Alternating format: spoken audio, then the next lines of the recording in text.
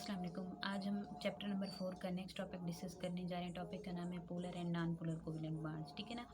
हमने पहले डिस्कस किया था आयनिक बॉन्ड, ठीक है। उसके बाद हमने डिस्कस किया कोवेलेंट बॉन्ड, ठीक है। कोवेलेंट बॉन्ड को डिस्कस करने के बाद फिर हमने डिस्कस किया था कोऑर्डिनेट कोवेलेंट बॉन्ड, ठीक है। अब हम आज डिस्कस कर रहे हैं पोलर और नॉन पोलर का बॉन्ड, ठीक है, यानी कि polar and non polar covalent bonds, ठीक है। अब हमें पता है एक चीज़, अगर हम यानी कि फर्दर इसको डिस्कस करने से पहले हम एक चीज़ और देखते हैं, ठीक है। वो हमारे पास क्या है कि हम देखते हैं कि हमारे पास टू टाइप ऑफ एटम्स होते हैं। अब वो टू टाइप्स ऑफ एटम्स कैसे होते हैं? कुछ हमारे पास होते हैं होमो एटम्स, ठीक है, होमो एटम्स, और कुछ हमारे पास होते हैं हेट्रो एटम्स। अब होमो एटम्स कौन से होंगे और हेट्रो एटम्स कौन से होते हैं ये हम देख लेते हैं अभी, ठीक है। अब होमो, होमो का मतलब क्या होता है? सेम, यानी कि एक जैसे। एटम्स, एटम्स, ठीक है, यानी कि जो एक जैसे एटम से मिलकर बाण बना होता है उसे हम कहेंगे होमो के, उन्हें हम क्या कहते हैं? होमो एटम्स होते हैं, ठीक है। और जो कुछ बाण ऐसे भी होते हैं जो कि हेट्रो एटम से भी मिलकर बने होते हैं, ठीक है, कुछ बाण्ड्स। अब हेट्रो का मतलब क्या होता है? यानी कि डिफरेंट, मुख्तलिफ, यानी कि उसके अंदर एक से ज़्यादा एलिमेंट मौजूद होंगे, मुख्तलिफ होंगे, ठीक है। कोई मिसाल के तौर पर हाइड्रोजन है तो दूसरा कोई चेंज हमारे पास एलिमेंट होगा, एटम होगा, क्लोरीन हो सकता है, ठीक है। अगर एक सोडियम है तो दूसरा क्लोरीन हो सकता है, यानी कि इस तरह का कुछ सिचुएशन होगी। अब अगर हम देखें कि है होमो एटम कैसे होगा, ठीक है। अब लेट्स सपोज हमारे पास जैसे H2 है, Cl2 है, ठीक है। उसके अलावा अगर हम देखें हमारे पास है Br2, ठीक है। अब इसके अंदर हमें पता है कि ये H2, ठीक है, बांड बना हुआ है दो एटम्स के दरमियान। एटम कौन से हैं? सेम है, एक जैसे है। एक हाइड्रोजन है, दूसरा भी हाइड्रोजन है। अब जैसे ये दो हमारे पास हाइड्रोजन एटम है, ठीक है। अब ये क्या है? ये भी हाइड्रोजन है, ये भी हाइड्रोजन है। इसके वेलेंस शेल के अंदर एक इलेक्ट्रॉन है, इसके वेलेंस शेल के अंदर भी एक इलेक्ट्रॉन है। तो ये क्या करेगा कि ये इसके साथ इलेक्ट्रॉन को शेयर करेगा, ये अपना इलेक्ट्रॉन शेयर करेगा, ठीक है, अपने डुप्लेट को कंप्लीट करने के लिए। तो ये क्या हो गया हमारे पास कि ये जो बांड बना इनके दरमियान, ये हेट्रो एटम्स के दरमियान बना, ठीक है ना। अब अगर हम देखें हमारे पास जैसे सॉरी होमो एटम के दरमियान बना। अब यहाँ पे हमारे पास क्या है? Hetero atom. अब लेट सी के हम क्या करते हैं? हम ये देखते हैं कि हम वही अगेन वही एग्जांपल के हमारे पास जैसे है NaCl, सोडियम क्लोराइड, ठीक है। अब सोडियम के ऊपर क्या है? या अगर हम देखें कि सोडियम के वैलेंस शेल के अंदर एक इलेक्ट्रॉन मौजूद होता है, ठीक है, और क्लोरीन के वैलेंस शेल के अंदर 7 इलेक्ट्रॉन मौजूद होते हैं, ठीक है ना। ये खुद को स्टेबल करने के लिए ऑक्टेट रूल को फॉलो करेंगे, ठीक है, और ये इलेक्ट्रॉन्स को ट्रांसफर करेंगे, ठीक है। तो इसे हम कहेंगे कि ये हेट्रो एटम के दरमियान बनने वाला बॉन्ड है, ठीक है ना। अब आगे हम चलते हैं, ठीक है। नेक्स्ट हम देखते हैं कि अब मिसाल के तौर पर जब हमारे पास, अब हम अपने टॉपिक पे आते हैं कि जैसे हमारे पास है पोलर और नॉन पोलर कोवेलेंट बॉन्ड, ठीक है ना। अब पोलर का मतलब क्या है कि इसके अंदर पोल्स बनेंगे, ठीक है। नॉन पोलर का मतलब होता है कि इसके अंदर पोल्स नहीं बनते। अब हम सबसे पहले क्या करते हैं कि हम डिस्कस कर लेते हैं नॉन पोलर कोवेलेंट बॉन्ड्स को, ठीक है। हम उसको देख लेते हैं, ठीक है। अब हमने अभी बात की है होमो एटम्स की, ठीक है। होमो एटम्स, जितने भी होमो एटम्स होंगे, ठीक है, उनके दरमियान जिनके दरमियान बॉन्ड होगा वो नॉन पोलर कोवेलेंट बॉन्ड बनाते हैं, ठीक है। जो है होमो एटम्स मिलके नॉन पोलर कोवेलेंट बॉन्ड बनाएंगे। अब हम दोबारा से वही चीज़ देखते हैं, वो एग्जांपल देखते हैं। जैसे हमारे पास है हाइड्रोजन, क्लोरीन है, ठीक है, Cl2 है, Br2 है। अब लेट सपोज दोबारा से हम देख रहे हैं कि हमारे पास ये एक हाइड्रोजन एटम है, ठीक है, ये दूसरा हाइड्रोजन एटम है। इसके वैलेंस शेल के अंदर एक इलेक्ट्रॉन है, इसके वैलेंस शेल के अंदर भी एक इलेक्ट्रॉन है। ये भी खुद को स्टेबल करना चाहता है और ये भी खुद को स्टेबल करना चाहता है, ठीक है। अब ये डुप्लेट रूल को फॉलो करने के लिए, ठीक है, उसको हासिल करने के लिए क्या करेंगे कि अब ये उसको कंप्लीट इलेक्ट्रॉन ट्रांसफ़र नहीं करना चाहता, ये भी नहीं करना चाहता, ठीक है। दोनों खुद को स्टेबल करना चाहते हैं। तो ये क्या करेंगे कि इलेक्ट्रॉन को शेयर कर लेंगे, ठीक है। अब शेयर किया हुआ इन्होंने, अब मिसाल के तौर पर यहाँ पे एक लोन पेयर है हमारे पास, ठीक है, सॉरी, ठीक है, बॉन्ड पेयर है। अब क्या होगा कि ये जो हमारे पास इलेक्ट्रॉन्स का पेयर मौजूद है, अब ये इक्वली शेयर्ड है, इस एटम के साथ भी है, इस एटम के साथ भी इक्वली शेयर है, ठीक है।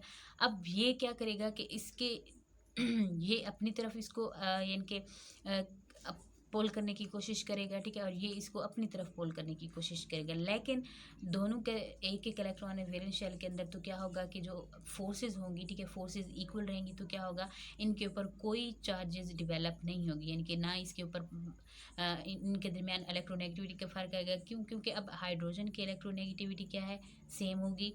इस हाइड्रोजन की इलेक्ट्रोनेगेटिविटी भी वही होगी जो इस हाइड्रोजन की, ठीक है। इलेक्ट्रोनेगेटिविटी सेम है तो इनके दरमियान कोई डिफरेंस नहीं आएगा फोर्सेस का, ठीक है। तो ये इक्वल रहेंगे, इक्वली शेयर्ड इनके दरमियान इलेक्ट्रॉन रहेंगे, ठीक है। तो यानी कि पोल्स नहीं क्रिएट होंगे। तो ये हमारे पास क्या हो गया? नॉन पोलर कोवेलेंट बॉन्ड्स, ठीक है। अब हम देखने जा रहे हैं पोलर कोवेलेंट बॉन्ड को, ठीक है। अब पोलर क्या होते हैं, जाहिर सी बात है उनके नेम से जो हो रहा है कि ये पोल्स बनाते हैं, ठीक है ना। पोल्स कैसे बनाएंगे, किस तरह से क्रिएट होते हैं, ये हम देखने जा रहे हैं। अब जो दो कोवेलेंट बॉन्ड, ठीक है, बनाने वाले एटम्स की, अब यानी कि दो हमारे पास क्या है, दो एटम्स हैं जिनका कोवेलेंट जो कोवेलेंट बॉन्ड बना रहे हैं, ठीक है। अगर उनके एटम्स की इलेक्ट्रोनेगेटिविटी में फ़र्क हो, डिफरेंस आ जाए, ठीक है, यानी कि हम ये कह रहे हैं कि covalent bond two different types के एटम्स के दरमियान बने, यानी कि हेट्रो एटम्स हमारे पास हो तो उनके दरमियान अगर कोवेलेंट बॉन्ड बन रहा है तो बॉन्ड पेयर इलेक्ट्रॉन्स पर मौजूद दोनों एटमों की अट्रैक्शन, जो अट्रैक्टिव फोर्सेज होंगी वो इक्वल नहीं होगी, ठीक है। उनमें से एक एटम दूसरे की निस्बत बॉन्डेड पेयर इलेक्ट्रॉन्स को अपनी जानिब ज़्यादा अट्रैक्ट करेगा, ठीक है। इस जो ज़्यादा अपनी तरफ अट्रैक्ट करेगा, पुल करेगा, जिसकी फोर्सेज ज़्यादा स्ट्रॉन्ग होंगी, उससे हम कहेंगे कि वो इलेक्ट्रोनेगेटिव है। अब मिसाल के तौर पर हम एक एग्जाम्पल लेते हैं, ठीक है।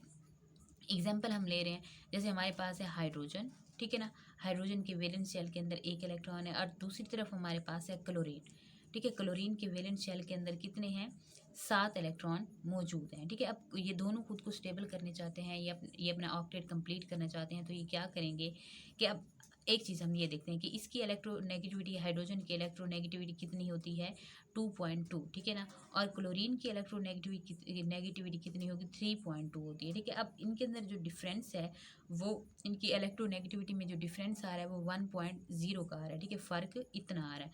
अब इतना फ़र्क है, अब क्या होगा कि ये जो क्लोरीन है ये ज़्यादा, यानी कि इसके जो अट्रैक्टिव फोर्सेस होंगी या जो खींचने की फोर्सेस होंगी, ठीक है, वो इसकी ज़्यादा होंगी, स्ट्रॉन्ग होंगी एज़ कम्पेयर टू हाइड्रोजन, ठीक है। जिसकी वजह से क्या होगा कि हाइड्रोजन क्या करेगा कि अपना अपना एक इसके साथ शेयर कर लेगा, ठीक है ना। तो क्या होगा, अब इसकी फोर्सेस ज़्यादा स्ट्रॉन्ग है, ठीक है, ये ज़्यादा डोमिनेट होगा, तो इसके ऊपर पार्शियल नेगेटिव चार्ज डिवेलप हो जाएगा, ठीक है, और इसके ऊपर पार्शियल पॉजिटिव चार्ज डिवेलप हो जाएगा। अब ये देखें, ये क्या बन गए, पोल्स क्रिएट हो गए, ठीक है ना, पोल्स बन गए हमारे पास।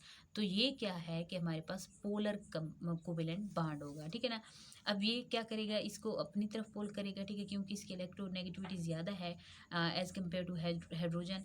तो इसलिए ये जो पेयर्ड इलेक्ट्रॉन होंगे, ठीक है, उनको ज़्यादा फोर्स से अपनी जानिब अट्रैक्ट करेगा, खींचेगा।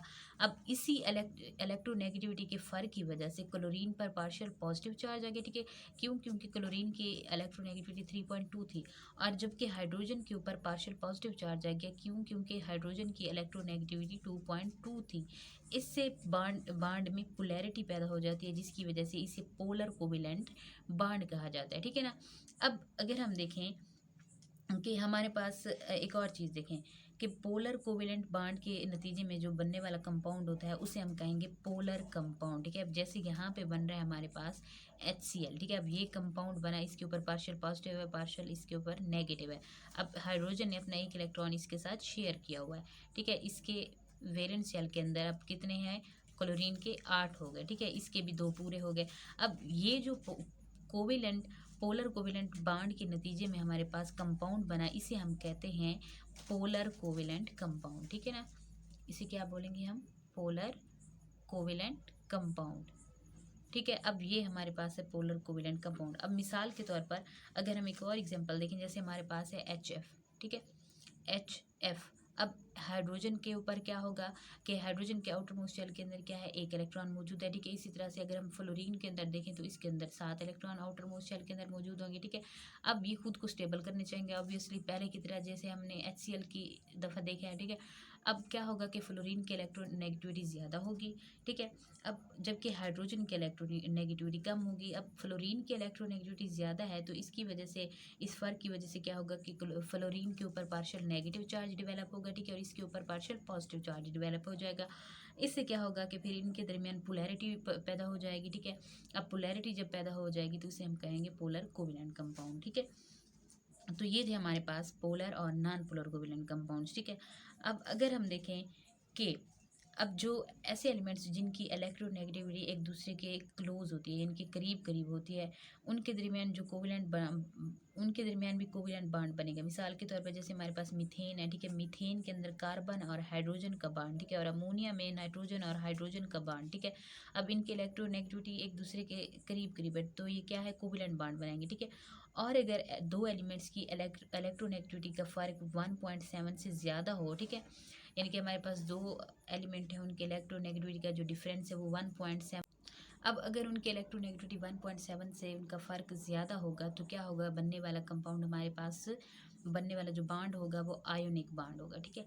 लेकिन अगर हमारे पास जो इलेक्ट्रोनेगेटिविटी का डिफरेंस है वो 1.7 से कम होगा, ठीक है, तो उसे हम कहेंगे कि वो हमारे पास है covalent bond. I hope so आपको समझ आ गया होगा, ठीक है, ये पोलर और नॉन पोलर कोवेलेंट बांड्स के अंदर डिफरेंस, ठीक है। तो अगर वीडियो अच्छी लगे तो काइंडली लाइक कीजिएगा, सब्सक्राइब कीजिएगा। Thank you so much.